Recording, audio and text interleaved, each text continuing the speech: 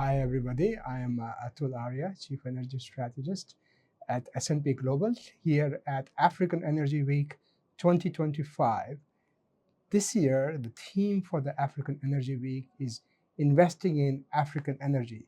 And sure enough, from the very beginning, we've been hearing a lot about need of investments, both in energy, all kinds of energy, oil and gas, but also in infrastructure, the lack of infrastructure to produce and then transport the energy has been a big challenge. And in the first day of the Africa Energy Week, we've heard a lot about ideas for collaboration between governments and companies.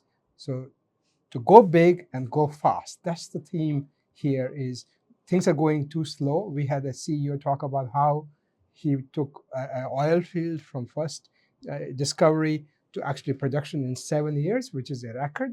And the same CEO then said, we took a gas field from discovery to production in 11 years, which is also a record. And this was done in two specific countries. His appeal was, let's repeat that, let's even go faster into getting production online, benefiting the people of Africa. So investing is a big theme.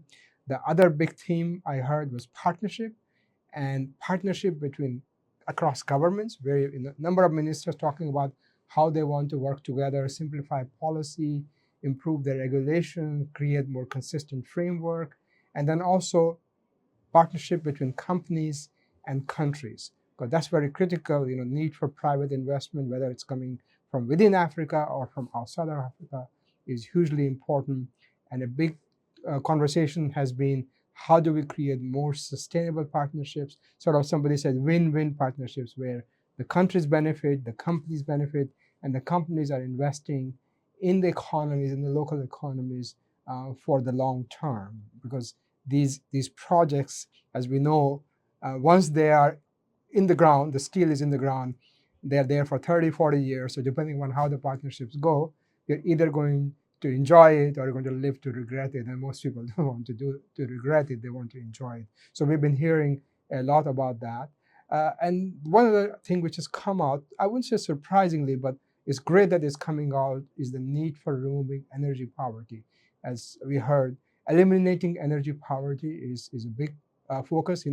Hundreds of millions of people in Africa still lack access to electricity, access to clean cooking. So how do we remove that? And the idea that LPG, liquefied petroleum gas, could be a solution for that, for clean cooking. And in the traditional world of energy transition, it may seem like, well, we are going into oil and gas, but really it's transition from a lower form of energy to a higher form of energy, meaning from wood or charcoal to LPG. And that transition is going to improve the lives and livelihoods of millions of people in Africa. So the need for creating the infrastructure and investment for clean cooking, for LPG, and for removing energy poverty. Also, I should say, we have talked about, and I've heard about need for investing in renewables. Many of them are very cost competitive, but some of the challenge with renewables are still need for more investment to make sure that the projects are sustainable and the projects can be profitable for the companies who want to invest in these. So these are some of the things I have heard so far. I'm looking forward to the rest of this African Energy Week 2025.